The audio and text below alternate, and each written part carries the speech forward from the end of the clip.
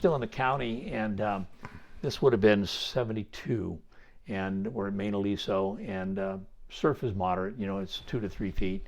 And the waves at Aliso, being a shore break, always packed a lot of punch.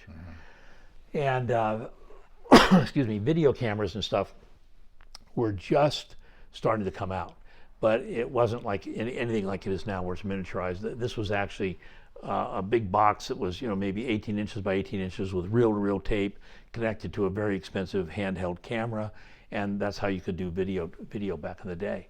And so I remember this big Cadillac shows up, and a guy gets out, and he's rummaging around. Next thing I know, he's got a big strap on his shoulder with this 18-inch by 18-inch reel-to-reel tape and the camera, and he's got a wife and a young child who's maybe, 6 months old or so. And so it's the classic, move back, honey, move back, and they drop off the cliff. Well, in this case, he had her down by the shore break, and he's, telling her, move back, and so she moves back, and we're sitting in the Jeep watching this. And like so many things at the beach, everything's fine until it isn't. And it can go from good to bad in the snap of a finger. And so my spidey sense is starting to kick up, and I'm watching this, and they're maybe 25 feet away, 30 feet away. And he keeps moving her back, and there's no surf yet, and it's a little lull, and he's filming her, and all of a sudden, there's one little wave that comes in, no big deal. And then there starts to be another wave. It's about a 3.5 foot wave, and I know historically that's going to pack a punch. So he's got her backed up. He's filming. I'm out of the Jeep, and I'm already running towards them, and I get about 2.5, 3 feet away from her right when the wave hits her, and I mean it just smacks her in the back to the point where boom, the baby goes, and the baby goes right in the water.